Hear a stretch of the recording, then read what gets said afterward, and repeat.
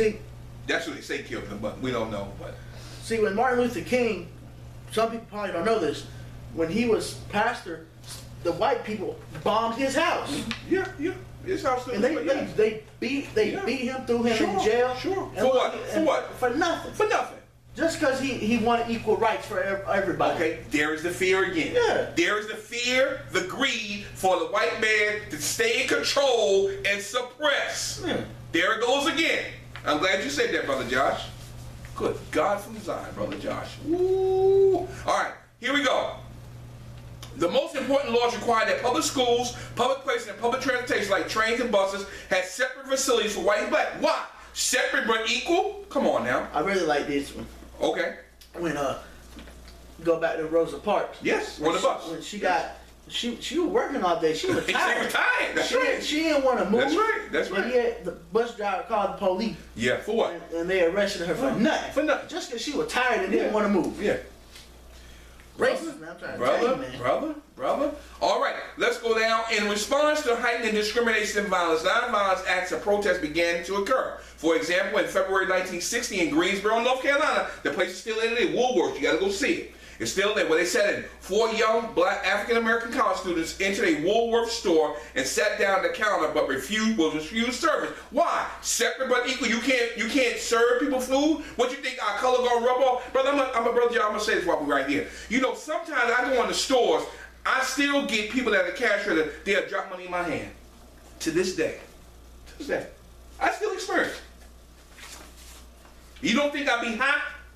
But I don't say nothing. You be mad. I don't say nothing. I keep on rolling. All right. I don't say anything.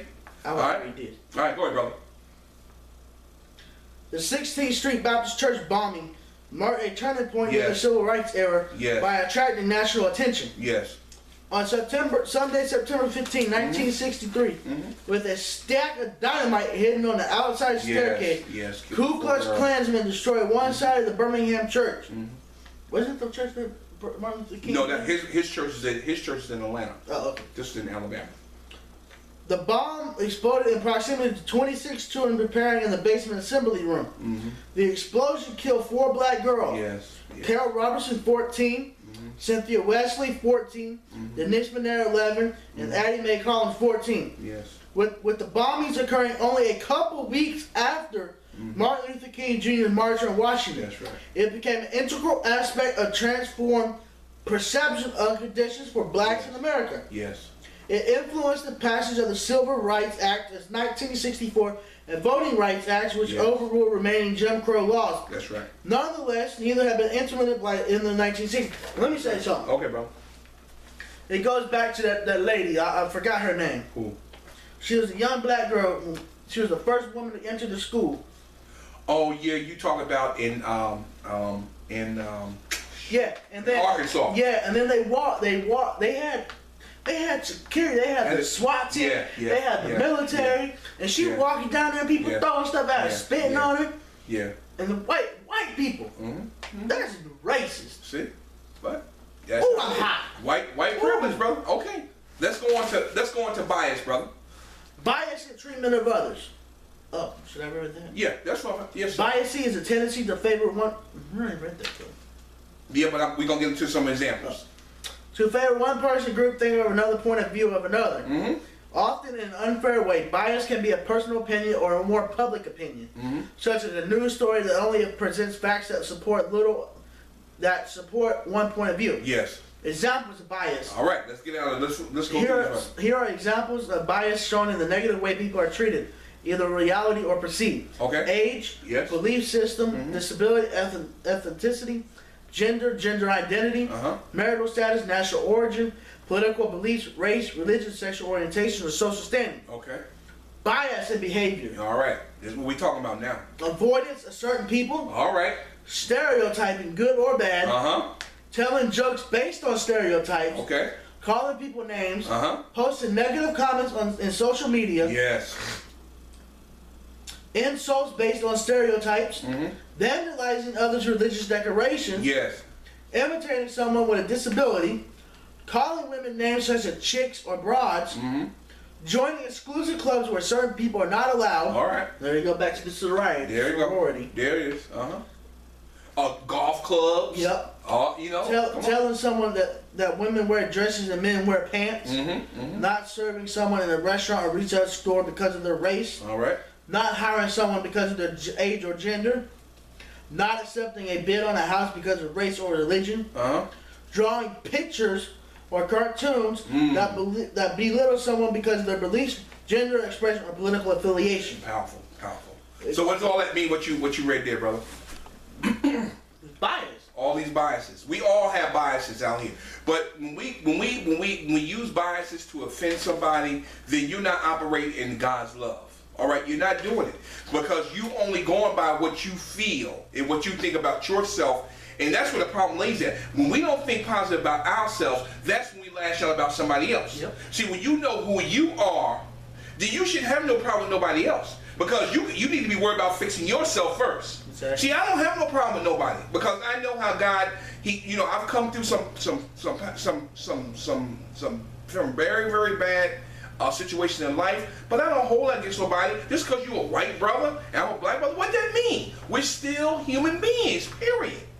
And I'm not going to treat you any different. We're all homo sapiens. Yeah. So all right. Let's go down to examples of discrimination. We ain't got to read Let's read the first parts of each one of those. Harassment. Yes, we know what that is. Wage discrimination. Not getting paid what you're worth. Discrimination in hiring. All right.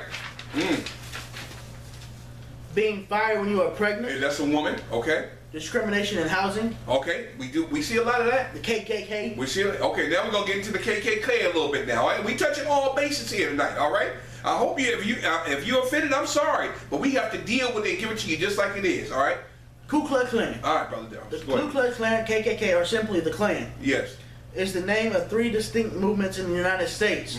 The first began violence against African Americans in the South during the Reconstruction era of the 1860s and was disbanded by 1869. The second was a very large, controversial nationwide organization in the 20s. The current manifestation consists of numerous small, unconnected groups that use the KK name. They all emphasize racism, secrecy, and distinctive costumes. All have called for purification of American society, and all considered part of the right-wing extremism. Stop right there. You want purification of American society. That means you only want a white supremacy ran country. That's what they were about. What did the black people ever do to anybody? Nothing. What did the Indian people do to anybody? Nothing. What did the Asian people do to the white America? Nothing. We create our own problems. Man, in general, create our own problems. And then we wonder why the society is the way it is. We complain, well, the blacks doing it. Well, a lot of times, and the guy said on the video, why is our jail so full with African Americans? Now, I'm not condoning. If you do something wrong, you commit a murder or something, okay, yes, you got to be punished for that, all right? But same crimes that are done by white Americans, and the white Americans get very less time or no time, and the blacks at the same time and get 10 times or 20 times much more sentence than the white, that's wrong. Because there it goes again, the white privilege, the control of what the society how they created the society. What about Josh? It reminds me of a song. It's a hip hop song. Okay. And he's talking about. He said, "You gotta put yourself in my shoes to understand what we go through." That's right. But it's hard to do it. Hard to do. Good God from Zion, brother Josh. All right, go down to the second part of the Ku Klux Klan, the last part. The first KKK, that part. Yes. This part. Yes, sir. The first KKK Klan flourished in the southern United States in the late 1860s, then died out by the early 1870s. Members made their own colorful costumes, robes, masks, and conical hats. Good thing to go. Yeah. Come on, I want you to read through this because I want to ask you a question. You gotta quit. Okay. Designed to be outlandish and terrifying, and to hide their identity. Why do you want to hide your identity? What we talking about men that don't know who they are. Hide behind the mask. There it is. They hide behind Why? the mask. Because they don't want to be seen. Oh, you a wussy. Oh, you a sissy. Yeah. See, so they rather hide behind a mask and portray and try to beat up on all the people and condemn them, and they ain't no better than them. They don't even know who themselves are. So that's why they hide behind the mask and want to disgrace people and kill them and torture them for what? Because you're not man enough to stand up to them face to face. Just like the brother said, they're afraid of retribution, of what the black man may do. Now, you know, if the black community came together and rose up against white, boy, it'll be something, because the white America wouldn't take it. That's why, like you said, Brother Josh, is with President Obama, they go against everything that he tried to put out, majority. Because they don't want to lose their status. Scared. And they're scared. Good God from Zion, Brother Josh. All right, let me read the African American Civil Rights Movement briefly. Then we're gonna get ready to close it out. This is powerful stuff, man. I really hope that y'all are getting something out of this today, because it's very powerful. The African American Civil Rights Movement, which we talked about briefly, of the 60s civil rights movement, encompassed social movements in the United States whose goals was to end racial segregation, when they said separate and equal, but it really wasn't. It was worse, all right, against black Americans, and secure legal recognition and federal protection for the citizens' rights enumerated in the Constitution and federal law. This article covers phase of the movement between 1954 and 1968, particularly in the South. The leadership was African American. Much of the political and financial support came from labor unions led by Walter Reuther, major religious denominations, and prominent white politicians such as Hubert Humphrey and Lyndon B. Johnson. So basically what the civil rights movement was all about was basically trying to give black Americans the right to vote, the right for housing, the right to all the rights that everybody else has. That's how God created us. But the Europeans and the white culture created this system to suppress. So that's what the civil rights movement was about. And it was still wrong because they beat those people brutally. They have the firefighters out there, fire hoses, and let dogs out against them. For what? Shooting them. For what? They didn't do nothing. Because they were scared. That's why, because they were scared. Man, we don't even get that. We gonna skip it down. We don't even get that. This is powerful stuff. All right, let's go. Here we go, brother. Race and the police. Here we go. Come on, Brother Josh, talk to me. The desperate treatment of minorities in the American criminal justice system began at the very first stage of that system. Yes. The investigation of suspected criminal activity by law enforcement agency. Mm-hmm. Police departments disproportionately target minorities as criminal suspects, skewing at the outset the racial composition of the population ultimately charged, convicted, and incarcerated. Yes. And too often the police employ tactics against minorities that simply shock the conscience. That's right. There is no reason to believe that overt racism or bigotry. Yeah, what's that? Bigotry means racism, or bias, or discrimination. It's more prevalent among police officers than among other professionals. And that is so true. To be sure, there have been highly publicized instances of such bigotry, such as the Good Old Boys Roundup for law enforcement personnel in Eastern Tennessee, which, when investigated in 1995, was found to feature a Redneck of the Year contest, performance in blackface, the wearing of mask, and the likeness of Martin Luther King Jr. with a bullet hole in the face, and the display of a banner entitled N-word checkpoint. N-word checkpoint. But such blatant prejudice is always roundly condemned when it comes to light.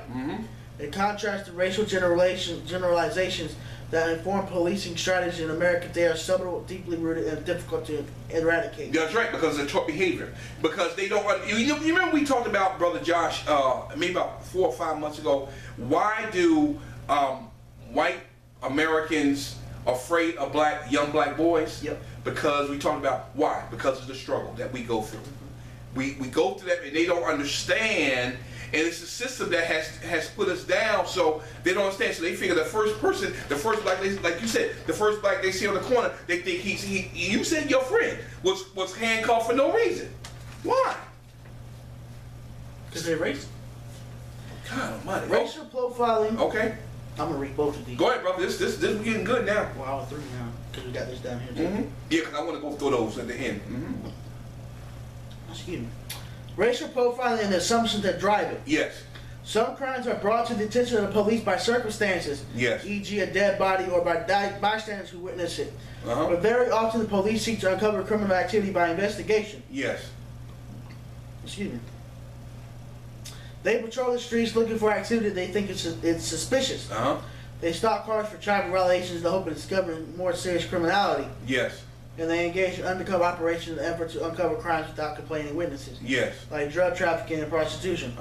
Each of these police tactics involve the exercise of a substantial amount of discretion. Yes. The police decide who they consider suspicious. They consider. Now, you could be an innocent man, but they'll pull you over because they're going to try to get something on you.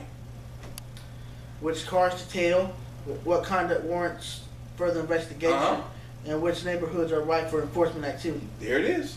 Unfortunately, that discretion is routinely exercised through the prism of race. That's right. The practice of racial profiling, that is the identification of potential criminal suspects on the basis of skin color, action, is persuasive. There you go. Pervasive. There it is. For example, a growing body of statistical evidence demonstrates that black motorists are disproportionately stopped for minor traffic offenses because the police assume they are more likely to be engaged in more serious criminal activity. This ironically labeled driving while black, or DWB, driving while black. All right. Has two deleterious deleterious effects. effects. It causes a large number of innocent black drivers to be susceptible to the hassle and humiliation. That's right. A police question is a result in a lopsided number of blacks being arrested for nonviolent drug crimes. That would not come to the attention of authorities, but racially, blah, blah, blah. All right. Examples. All right, let's go through these examples. These are some things that you may have heard of in the news recently. We talk about policing, racial profiling. It's there because we live in a society, a white supremacist society. We just might as well face it. What the brother said on the video, we might as well stop denying it and start facing reality and get real about it. It's still here. All right.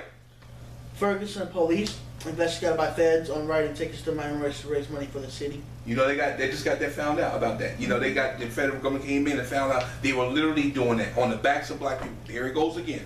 Oklahoma University fraternity using racial slurs against blacks. All right. Hate crimes against minorities and Muslims. Trayvon Martin unarmed. He got killed. You remember that one? Yep. Michael Brown, he was unarmed. He got killed. That's right. Eric Garner was unharmed. He got killed too. That's right. Tamar Rice killed for playing with a toy gun. Now I want you to stop right there. That young boy was 12 years old, out in the park playing with his gun. The guy that was out in the park with him called the police and said shooting a real gun. He didn't say it. He said this is a young boy out here playing with a gun. It's a toy gun. But he was scaring people that was real gun. They playing it, and then what happened when the message got across to the dispatcher didn't relay that message to the police. They said a boy got a gun, and the cop pulled up, got on the car, and shot the boy dead. And then they said it was the young boy's fault for him being killed. That would have never happened in a white society, in a white community. Never. So you saying you go into a park in a white community and a boy running around with their fake gun, they gonna call a cop and the cop gonna come kill him? It ain't gonna happen. All right. New man in Pripson killed over a pill bottle. And the cop said it was a gun. Come on, son. Keith Curley killed in an apartment hallway in North New York City unarmed. And that just happened this 2 or 3 months ago. Anthony Scott, this just happened over the weekend. That's right. Unarmed, killed, shot in the back 8 times, stopped for a broken tail light. That's right. Whew. All right, brother, we get down to the last of this. Overall, young African Americans are killed by cops 4.5 times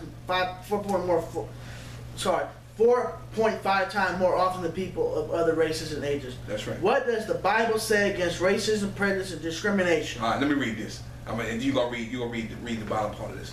The first thing to understand is that there's only one race, and we just talked about this. All right, the human race. Whether you white, Caucasian, if you want to call yourself Caucasian, Africans, Asians, Indians, Arabs, Muslims, Jews, and are no different races. There's no different races. They are different ethnicities, but there is only one human race. All human beings have the same physical characteristics with minor variations. Of course, we all know that. But more importantly, all human beings are equally created in the image and likeness of God. God loved the world, John 3:16, that he loved the whole world. That he sent his only begotten That's right. Son. That's right. And whosoever believes in him should not perish but have everlasting life. Brother Josh, read the second one.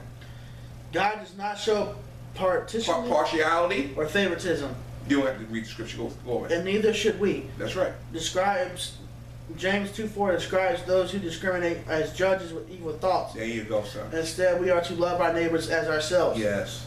It's one of the golden rules right there. There you go. That's right. That's right. One of the Ten Commandments. In the Old Testament, God divided humanity into two racial